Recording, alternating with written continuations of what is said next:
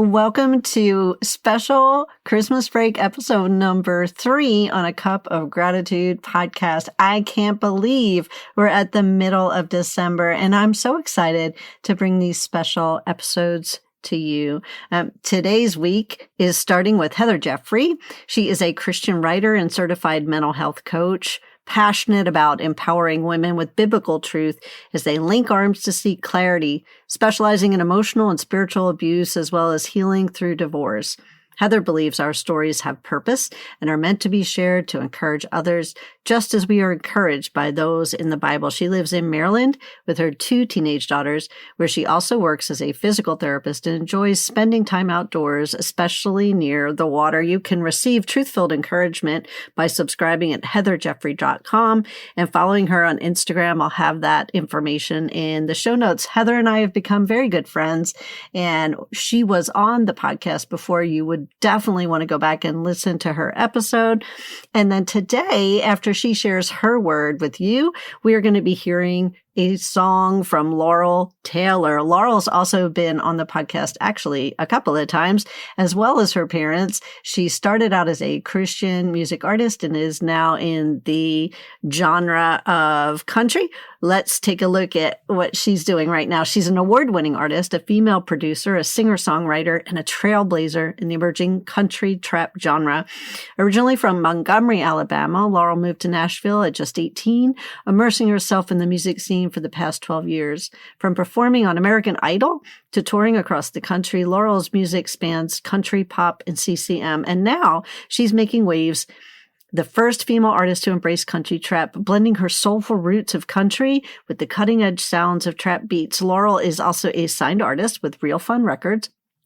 Laurel's not only performing, but producing her own tracks, carving out a unique sound that blends country storytelling with energetic trap beats. Laurel's fresh production style sets her apart as a multi-talented force, controlling the creative direction of her new sound from start to finish. Laurel is deeply involved in prison ministry through nonprofits like the Beat of Life, Project Prison Music, and Freedom Echoes. She collaborates with inmates across the country, writing music with them and performing for them. Her country single, Old House, has become a huge influence in these communities, being requested in every facility and county. Old House was also featured in the Nashville Sign billboard, further solidifying its impact. Opening performances, Laurel has shared stages with some of the biggest names across genres, including Jelly Roll, We the Kingdom, Lauren Daigle, Blessing Offor, Jeffery Steele, Iggy Azalea, Big Daddy, Weave, Ben Fuller, Fall Out Boy, Jason Crabb, Diamond Rio, and more. Her recent work is currently a topliner for TV and film, blending her songwriting talents with visual media, and her production skills combined with her unique sound continue to push creative boundaries with each new release. Laurel has become a really great friend as well, and I enjoy supporting her and watching how God is taking her into all of these new places where she can share the gospel. She has a very powerful story if you go back and listen to her episode on A Cup of Gratitude. And now I cannot wait to share my amazingly talented friends with you. This is one of my favorite things to do, these special episodes, because I get to share people that I follow, that I believe in, that I have relationships with, that I see running their race and doing an excellent job. So here we go. Enjoy. Hi, my name is Heather Jeffery. I'm a Christian writer, speaker, and author, and I love to encourage women as they navigate difficult circumstances in life, empowering them with biblical truth. When Amanda first asked me to share about my word of the year, my first reaction was, I don't even understand my word of the year.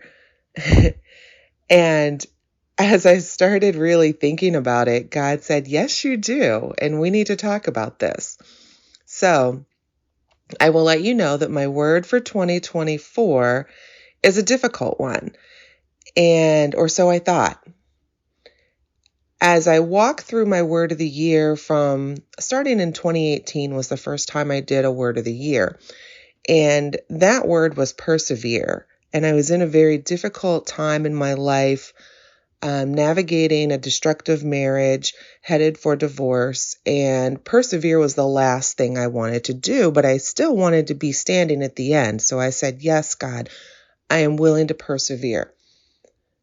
My next word and the word after that and the word after that would lead me through a few years of growth, rebuilding, stepping into some new territory, and ultimately finding my purpose.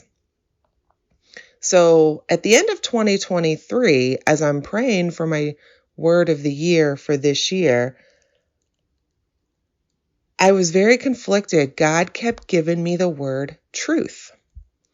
And I said, God, I've had so many hard years, and I'm ready for a word like joy or healing or freedom, any of those things. But I've had enough truth, honestly, for the last couple years. I don't think I can handle any more truth.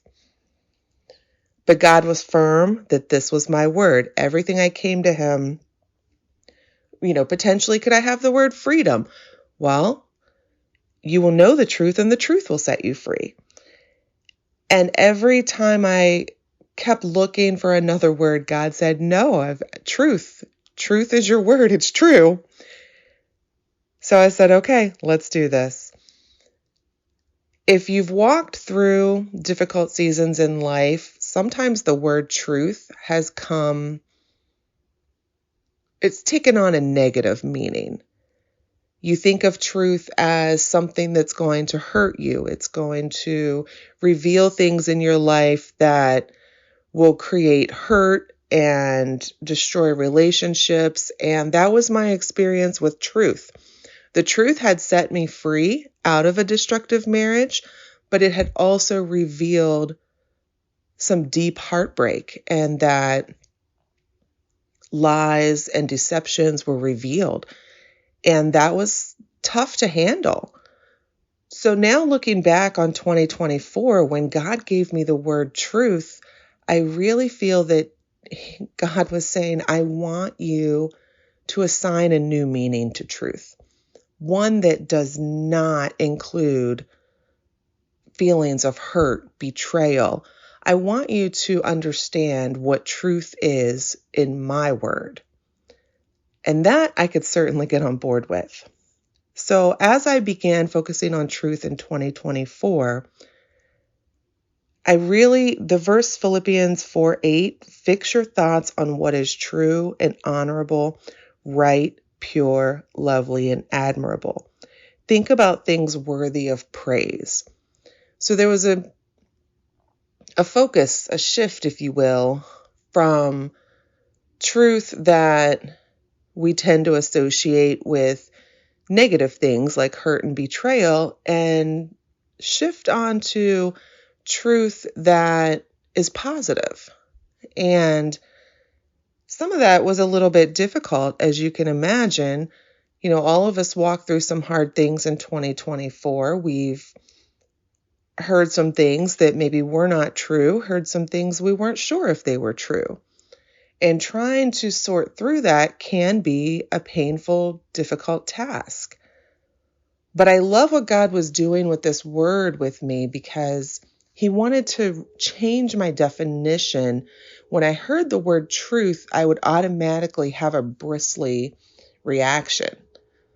And what I've learned in 2024 through focusing on this word is that truth is God. God is truth. Jesus is truth. When Jesus was talking with his disciples, and Thomas asked the question, how do we know the way to where you are going? And Jesus' answer was, I am the way, the truth, and the life.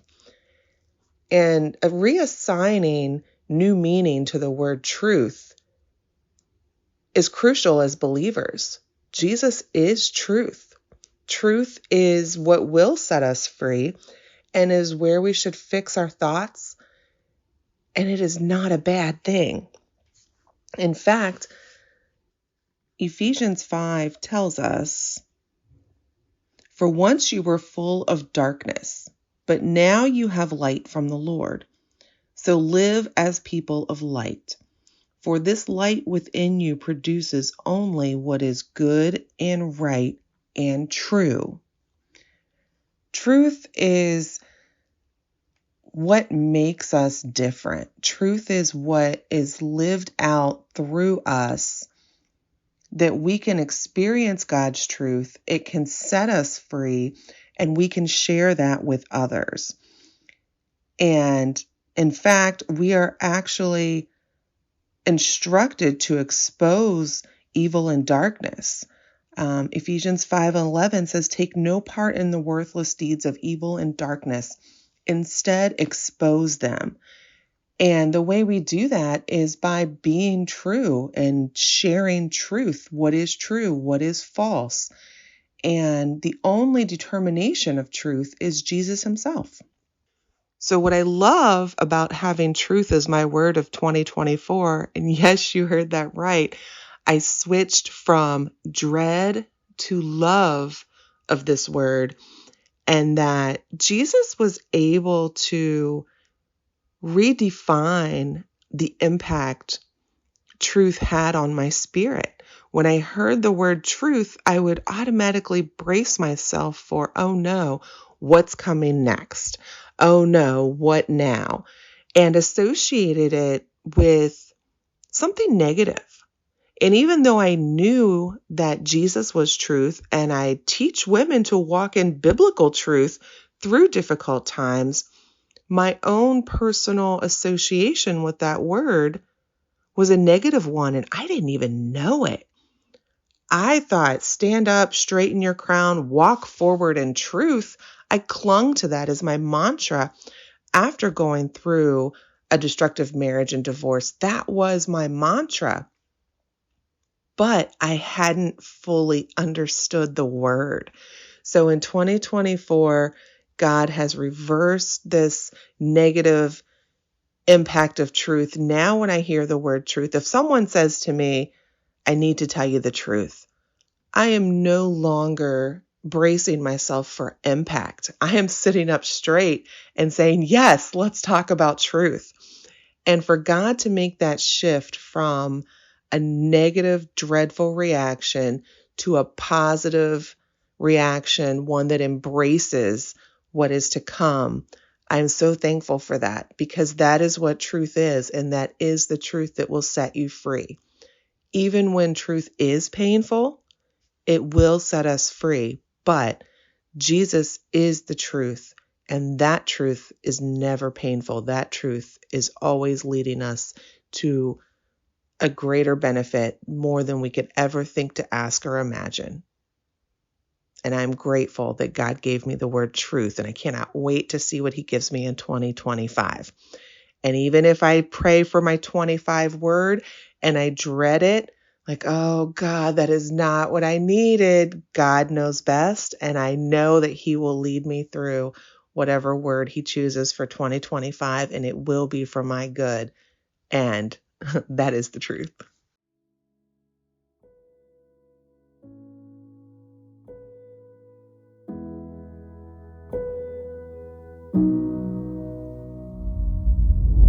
Fear is grabbing onto me. Abandonment is all I ever see. I hear voices, they're loud in my head.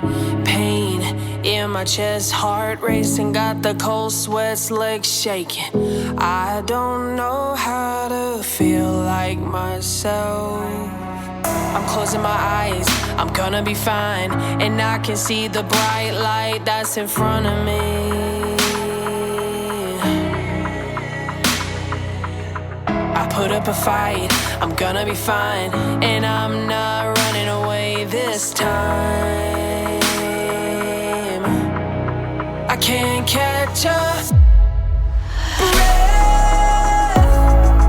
I need a second, take a minute to breathe. Yeah, yeah. Ain't got much left. I need a little help, anybody out there? Yeah, yeah. No, I can't catch a moment. It's so complicated. What goes through my mind every time day so deep. A freedom too far gone. I'm closing my eyes, I'm gonna be fine. And I can see the bright light that's in front of me.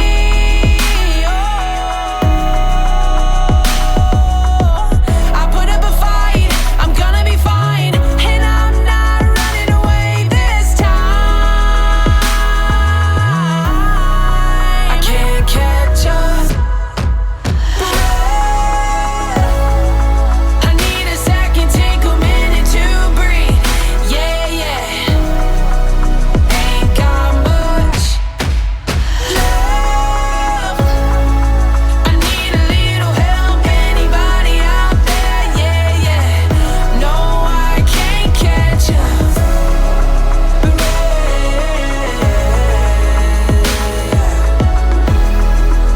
Can't catch up. I can't catch up.